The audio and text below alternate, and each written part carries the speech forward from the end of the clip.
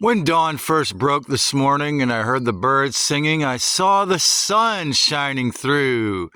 And I thought, oh, joy! 2 days in a row this week, I might get my necessary morning sun. Has it ever occurred to you that as it stands in the moment now, evil ETs, soulless, vampiric parasites are far more important than you or I, any ensouled human beings or surface level life? What's important is terraforming. What's important is extracting your energy in a Loosh farm. What's important is endless war. What's important is inversion. I don't really believe in this concept of June gloom. I read the pseudo-scientific explanation. In the summer, the cold fog from the Pacific meets the warm air and an inversion occurs. No, it's just like the global warming narrative. They sprayed it like this. Sure, the morning fog is a factor, just like using all of these internal combustion engines and polluting with all these factories is a factor. But with these cults that people call their religion, that tell them killing is righteous and that obedience is the highest virtue. As long as the vast majority obey the filthy scum who rose to the top of the Qlippoth, goodness is not important. As long as narcissistic personality disorder becomes a vastly rising epidemic in frequency and percentages, benevolence is not important. I just watched a great documentary called Turn It Around about the East Bay punk scene, narrated by Iggy Pop, and, bands like Crimp Shrine and Operation Ivy made me want to move here to this region from South Carolina where I grew up, and I joined a pop punk band when I was 14 and comprised songs about the oneness and love in the pop punk genre. And of course they discussed how Green Day became the pop star millionaires, and bands like Pansy Division, the Riot Girl, throughout the whole of it, from the beginning to the end, there was, of course, the Dark Lord's hands involved. And this is the way it was with, the Grateful Dead saying "Friend of the Devil." I'm reading Keith McHenry's wonderful memoir, Soup Street, and it's interesting how LSD and ganja played a factor in that movement. And when YouTube first came out, there was a really long, many hours long documentary called The Ring of Fire that was narrated by this woman who claimed to be from one of the 300 richest families on the planet, but she wanted to tell everyone the truth. And she even mentioned some of the things I've talked about how the infiltration was even here in Yeshua's days. And she said that the Rothschilds paid Osley to someone in the Rothschilds paid and funded the acid test, and that they wanted to put a stop to the war protest movement, and not just from shooting for college students in Kent State, Ohio, and I think it was 1970, which also did a great job, but to keep those that would be protesting the war laying on the ground out of their mind on LSD, possibly scary synthetic psychedelic. And yeah, to make people think that this, synthetic version was just like they've always done. The synthetic is real. This is weather. But a sunny day is harmful. I mean, if I was a normal person or in the normal economic situation, or, Kid Rock wakes up and uses the infrared light, and yes, I will do that. If I don't live in the desert, the Southwest. But it's not as good as the morning sun. When they created the allopathic system and convinced everyone, natural healers, where they used the word quacks, were charlatans, that the only real medicine is coming from the white coats and often petroleum-based and physically addictive with all the side effects. Thank goodness the FOIA, the Freedom of Information Act, on their sick commercials, they have to tell you at the end all the different ways. The revelation of the method, yeah, like Event 201, they have to tell you what they're doing, but act like it's good. Well, I don't expect anyone watching or listening to this to be like me and tell the archon, tell the devil, tell the parasites. Wow, you're very talented at what you do. While I was watching that amazing, really good documentary about 924 Gilman Street, my little bottle that I just filled of African soap got all over my bag and almost got to the, ruin some of my electronics because I wasn't paying attention to the fact that the bottle was open. And sure, the fact that Joshua and the guy I was looking for when I discovered Joshua, Keith Sorelli, both went to Peru and took ayahuasca to become totally convinced that this realm is hell. It's a testament to how good the fake gods and the controllers of the Matrix are, at how successful the vampires have been at taking over nearly almost everyone and everything, from giving us their minds and hybridizing us with their DNA, unplugging 96% of our DNA and giving us another inverted, stupid idea that, that's all junk, to making most folks financial slaves and convincing often people that aren't into spirituality that it's righteous. Hustle culture, being a financial slave makes you a really impressive, good person.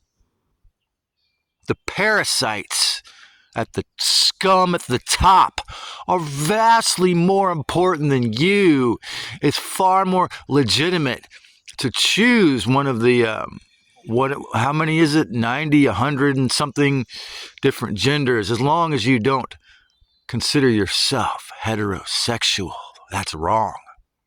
Well, yeah, it is wrong if you don't want to cause harm and you reproduce, because how are you not causing that essence or that spirit to suffer?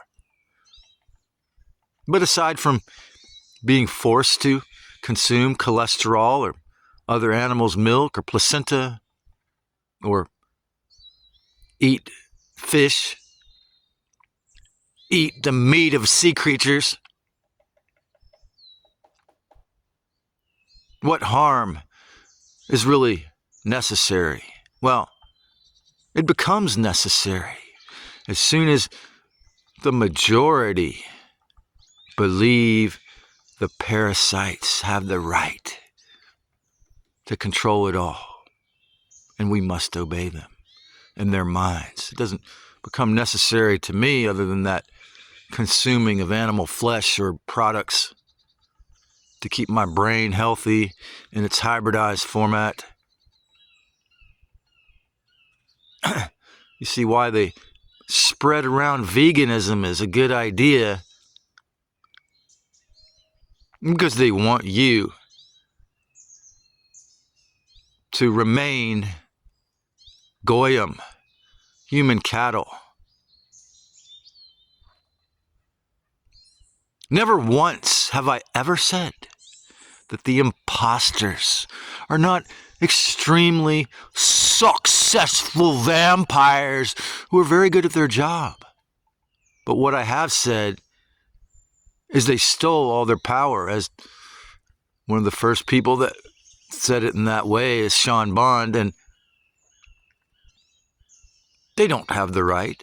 They break cosmic law, the law of non-interference with the essences that are really or originally were in control of this flesh suit experiment.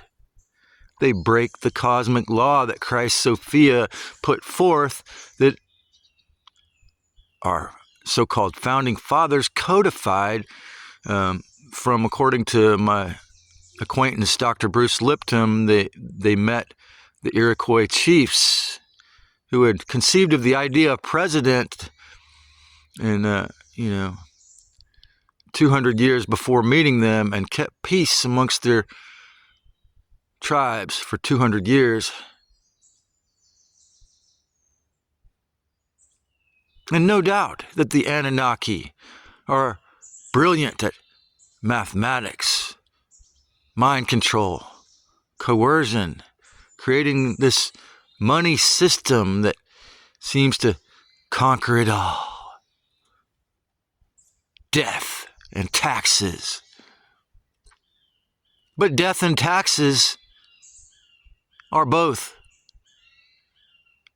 part of the false reality that they concocted and forced us all into. And they probably did cover over the stargates to make certain that no one, or the vast fucking majority, don't even think that they have a possibility of getting out of here. And the amount of healing that the sun would be providing me now if it wasn't for geoengineering is immense. And the depression that we're bound to feel, if you're a real pneumatic soul, is going to be imposed on you in an immense way, more than likely.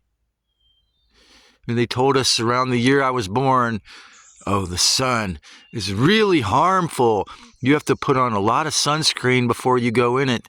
And then fill the sunscreen, the commercially available ones, before they made organic versions, with a lot of chemicals that cause skin cancer. Everything I've said, like the vast majority of everything I've said on almost all of my videos, is really, really obvious to those who have a lot of discernment, eyes to see, who are open to the brutal truth. But what are you going to do about it, meat sack, as the rebellious meat puppet says? What are you going to do about it, pneumatic souls? Knowing that they will infiltrate your rebellion, your movement to do something else. It's not like the Revolutionary War. It's not like this, the crazy side of Keith, my friend, and the idea of street cred for getting locked up.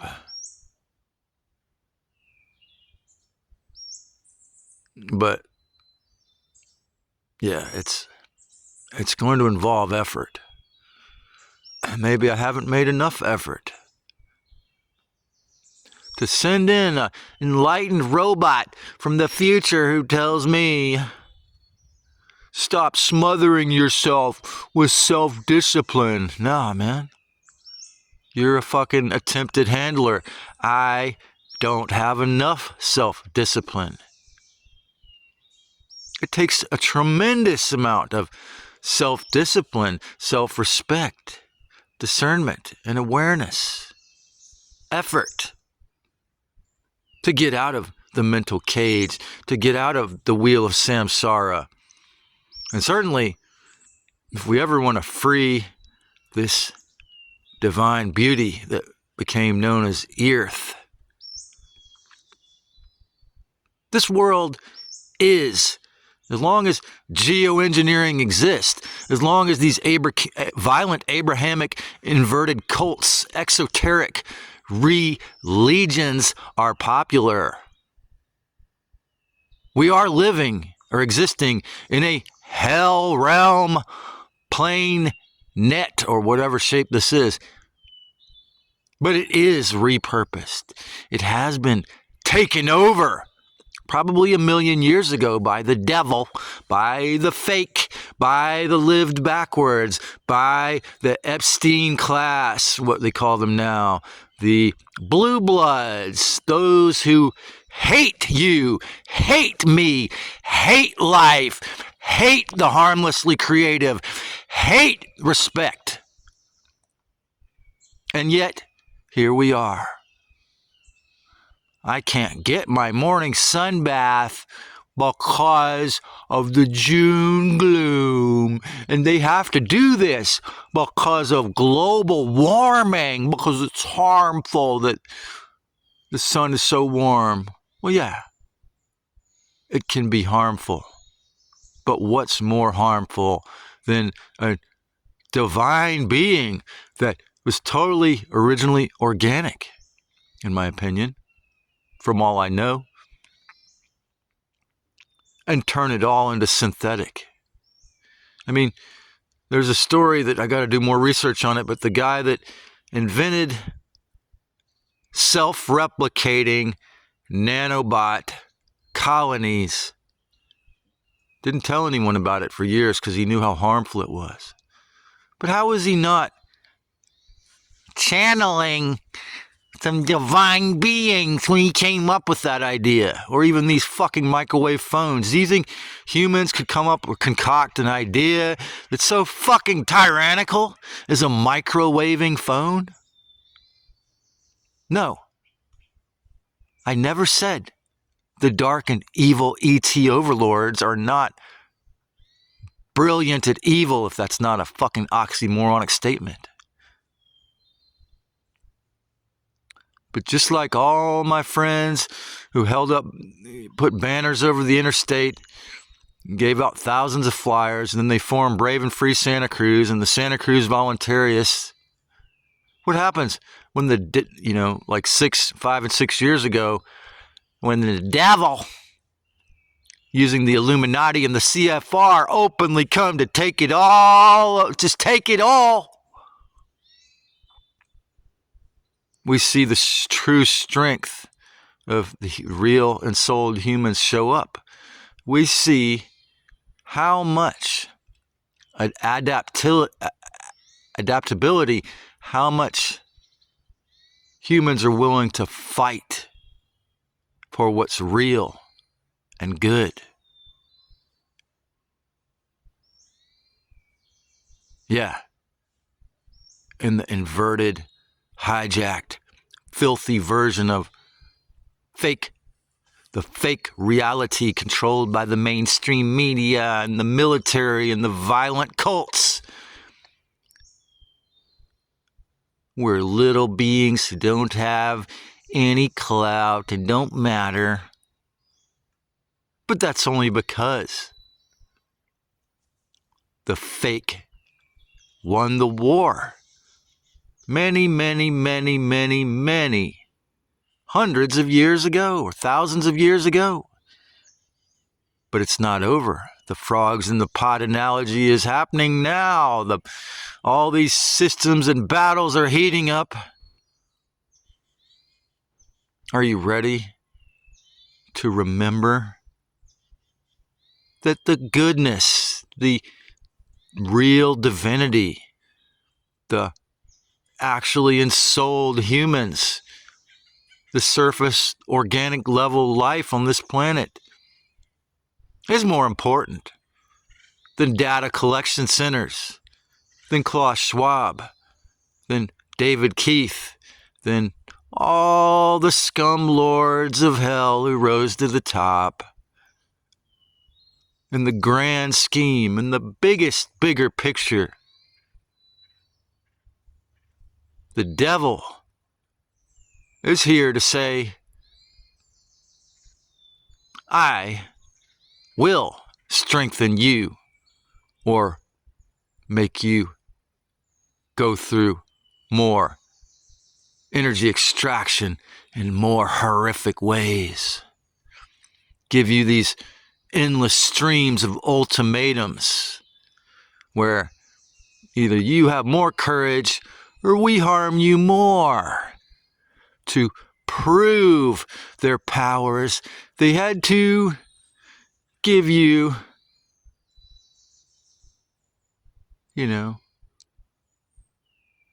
black magic.